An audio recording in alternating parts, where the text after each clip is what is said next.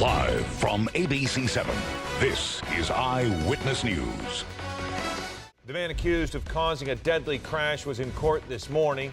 The families of those killed facing him for the first time. We'll have a live report coming up. Families of two teens killed in a crash were in court today as the driver accused of causing the wreck faced a judge. Welcome back to Eyewitness News at 11:30. I'm Phillip Palmer. And I'm Leslie Sykes. Nearly a year after two high school sweethearts were killed in a freak accident in Hacienda Heights, the driver who authorities say sparked the crash entered a plea. Eyewitness News reporter John Gregory is live in El Monte, where he spoke with the parents of the teenage victims and has more on what happened in court. John. And Leslie, a very emotional day in court as the parents of those two teen sweethearts met face to face for the very first time with the man authorities say is responsible for their deaths. It was a horrible crash. A Lexus goes airborne off the 60 freeway and slams into a Toyota truck in Hacienda Heights. George Stewart II and his high school sweetheart, Sabrina Castillo, are killed. And now, almost a year later, family members are seeing the driver of the other car for the first time in court. To see him and his family just walk, and our kids, they're not here to live their life like they should, is just unfair.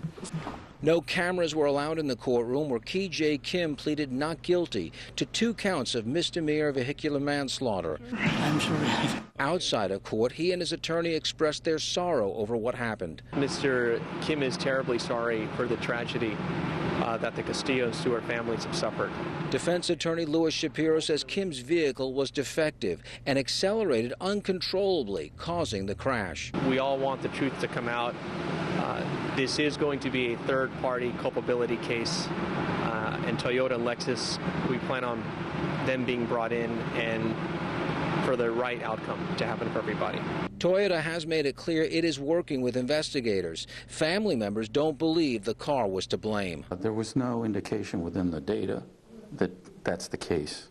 He looks like he might have had some issues with the vehicle, but the report doesn't indicate really to me that it was the vehicle's fault. He didn't feel good. As difficult as the arraignment was, the parents of George and Sabrina are now ready to see justice served.